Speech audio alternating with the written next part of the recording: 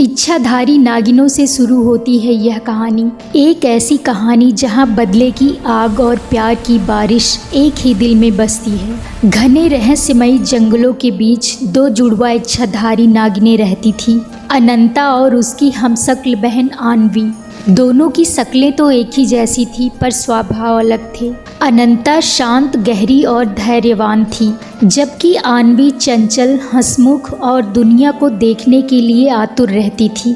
एक दिन आन्वी अपने छोटे नाग भाई के साथ पहली बार मानव संसार को देखने जंगल के उस हिस्से में गई जहां अक्सर इंसान शिकार खेलने आते थे। उसे नहीं पता था कि उस दिन उसकी किस्मत उसका इंतजार कर रही है। वहीं उसी जंगल में 3 घोड़े रुके।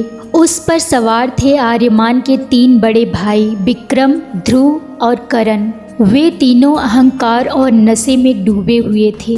वे आन्वी को देखते ही उसकी सुंदरता पर मोहित हो गए, पर जब उन्हें उसके असली नागिन रूप का आभास हुआ तो डर और घमंड में आकर उन्होंने उसे निर्दयता से मार डाला।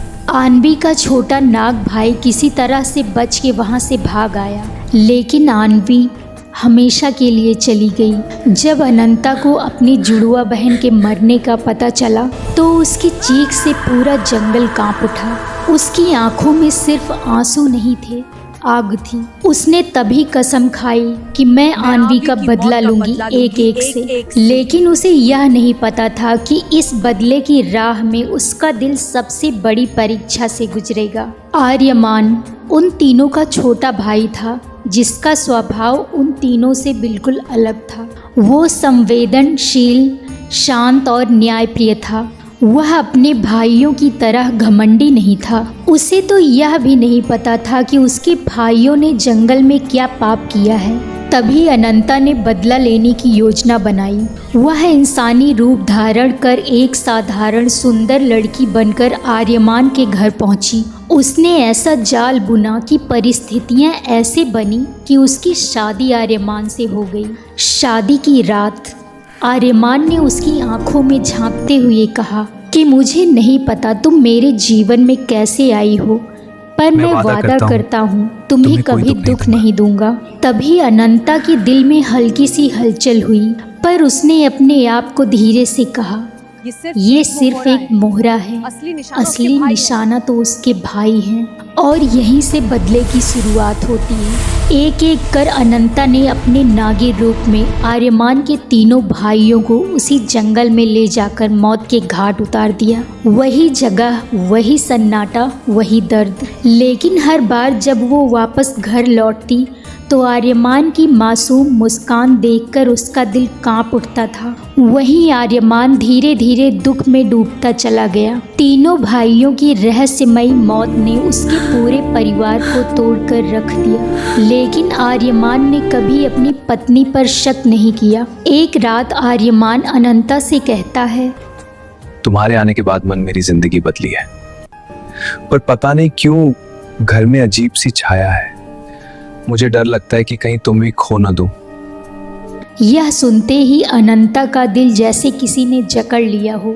वह अपना बदला तो ले चुकी थी, पर अब उसके सामने एक निर्दोष इंसान का टूटा हुआ दिल था। एक दिन जंगल में अनंता के छोटे भाई ने उससे कहा, दीदी, बदला पूरा हो गया, अब वापस चलो।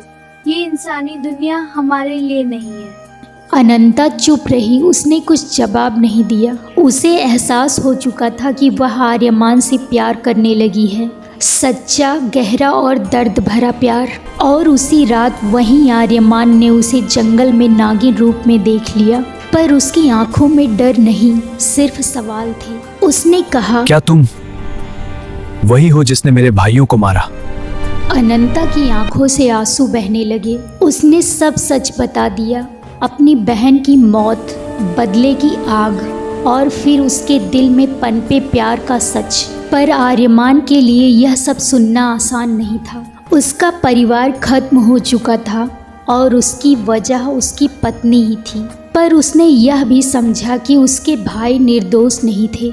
लंबी खामोशी के बाद उसने कहा, तुमने गलत किया, पर तुम्हारा दर्द भी सच है। मैं तुम्हें सजा तो दे सकता हूँ, पर दिल से नहीं निकाल सकता।